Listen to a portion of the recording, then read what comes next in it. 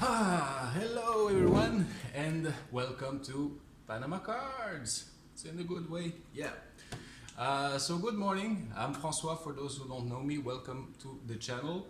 And today in the video I want to talk about the behaviors of the players that don't appear in the statistics and that can have an influence on their value in the card market.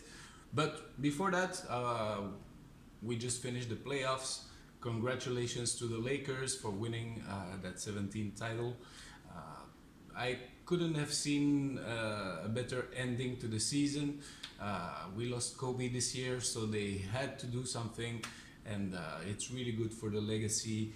And I'm really happy they won, even though my teams were not the Lakers this year. I think it's really good that in the end they won the championship, and really happy as well for guys like Rajon Rondo, who won his second title. Playoff Rondo is like some different kind of player. It's another breed. And also Dwight Howard. I think he's nearing the end of his career, and it's a guy who deserves a ring, like maybe Chris Paul or Carmelo Anthony for next season. Those guys I think should get a ring as well. So let's see what happens in the off season. But let's get back to the topic of this video. You've seen the title. Is Giannis an asshole? Well, it's the title. So I want to talk about the behaviors that the players can have off the field or on the field, but not playing related, that can have an influence on their value and on people wanting to collect them or not. And we start with Giannis.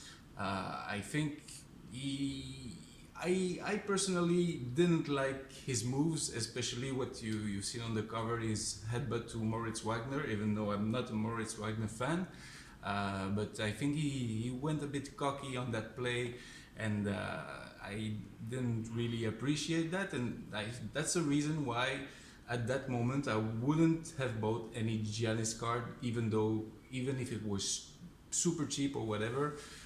That's someone I at that point don't want in my collection. So you have a lot of actions that the players can have also off the court that make them more desirable. I'm talking LeBron opening his school, for example, the I Promise school. That's something that makes him like have a big credibility, and getting involved in communities and stuff and helping others is something that makes him more of a good person off the court. So I think that's something that has a lot of influence. Also on the court, you will have players that are more defensive players that are really important to their team. They bring a lot of energy, but they're not scorers, so it doesn't show in the stats or anything. I'm talking once again Rajon Rondo. He's not a stat sheet filler, but he brings an energy and a playing IQ that are really important.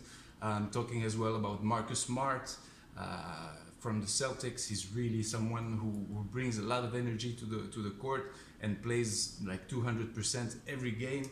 So really like that. You remember players like Lance Stephenson. Really like that guy, like trolling all the time the players at the free throw line and stuff. A guy like Ron Artest also was to me always fun to watch, bringing lots of intensity to the game. And then you have like the other careers they can have after their playing career. Like you look at Shaquille O'Neal and Charles Barkley right now. They're having they're having lots of fun together doing TV shows, and that brings a smile to me and makes me want to have more Shaquille O'Neal and Charles Barkley cards. Guys like Dennis Rodman, his off-court life was more the focus in his playing career than really his play. So that's something really we have to focus on, and everyone has its own idea about that. Like this is about basketball, but I'm gonna talk about other sports. Like in soccer, for example, you look at Cristiano Ronaldo and how he is with the fans and stuff like that. I think he's a guy that is to me more desirable than a Messi for his off-court behavior. You've seen, most people have seen this picture or this video of that young kid who was waiting for Messi at the exit of the stadium, and Messi was not coming, and that's something that went around the internet, and that's something that maybe makes Messi less of a people's person, less of a fans person than Cristiano Ronaldo, who's like also really involved with the younger fans who wants an autograph or something like that. He looks like a more open and accessible person, and that makes him more desirable. Talking as well about Marcus Rashford. Marcus Rashford, playing wise, to me, is not a player I want to collect. But the way he's helping his community, and also in the pandemic, how he's been behaving and how he's been trying to help all around, and his way of talking as well, makes him more of a desirable player. And I'm not especially a fan of him on the court, but his off the court activity makes me maybe want a card of his in my collection, and maybe later I can explain my kids who he was off the court. So that's something I'm watching too. Some other behaviors, like Neymar, for example, after they won this last Champions League game to get to the final, he was celebrating in the locker room to a song of Maluma. That's something that I didn't realize myself. That's my girlfriend, my future wife, who was telling me that she liked Neymar, so I bought a few Neymar cards for her. And then there was that listening to Maluma incident, and actually I didn't know about that. That's my future wife who told me that they were sharing an ex-girlfriend, and that listening to that Maluma song made him it was like an attack to Maluma at that moment. And she told me, I don't like Neymar anymore because of that. And that's also something that has an influence in that. And that's a detail, but that can make you lose a few collectors to a player. Talking baseball, like the cheating scandal of the Houston Astros, that's something that afterwards all the players from that team were not desirable anymore because they were cheaters, and that's something really, really crazy. You go football, you look at what Alex Smith just has done, coming back of some gruesome injury after 2 years not playing, and he's back on the field. And even though he's not winning, that's someone who maybe you want to have a card of, because he's a fighter and he wants to play, and he's back there, and lots of respect to him for going over there. On the difference of a guy who's super talented, but at the end his career went down because of his off the court and off the court behavior, and also his relationship with the players and coaches and the staff. Antonio Brown, he's to me one of the most talented receivers that the Steelers had by then, and then it went all downhill. And even though he could still play in a team today, no one wants to have that kind of behavior and personality in a team. So that's something that's also to be taken care of. And then totally different sport that is not that collected in the world. I'm gonna talk tennis.